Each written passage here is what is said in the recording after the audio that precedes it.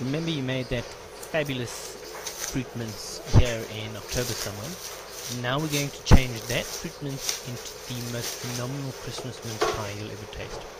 The recipe is just below this on the web page for this sweet paste. The secret is to try and keep it cold. Yeah. I know it's a bit tough trying to keep it cold here in Joburg in December. It's 35 degrees outside or something equally silly. But try it. So stick it in the fridge for a couple of hours before you use it. The secret is to only roll it backwards and forwards. So when you need to roll it a bit more, you turn it over, turn it 90 degrees and roll it small. You should be able to get it thin enough so that you can read the newspaper through it. Okay, that's the whole French way of doing it. So roll it out and cut it with a cookie cutter. I use a slightly oversized one and then crimp the edges off with the perfect size one that fits onto the top of the pastries. You can get them that they fit perfectly into the cups, but I've never managed to get them that they fit perfectly. So put your pastry disc in, press it in lightly with your fingers. It is a greased tray, of course. You can use a muffin tin, but then you end up with a very big pie.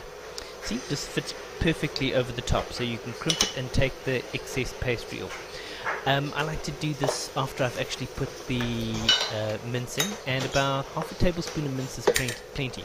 Remember, all this pastry is going to puff up. It's got a little bit of baking powder in it, so the pastry will actually fill up the space. You don't end up with any air spaces in between.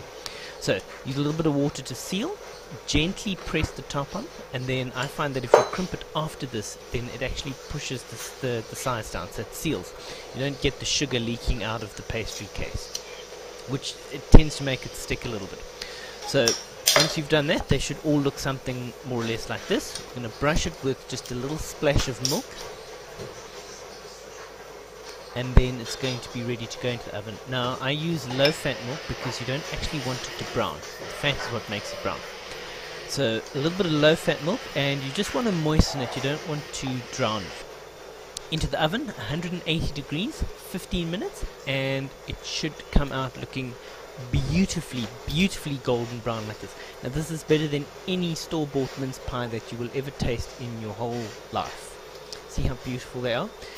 The finishing touch is to sprinkle it with a little bit of icing sugar afterwards, just to give it that sort of snowy effect. Yeah, I know South African it doesn't snow, but I reckon we can try a little bit. So, wishing you all a very Merry Christmas.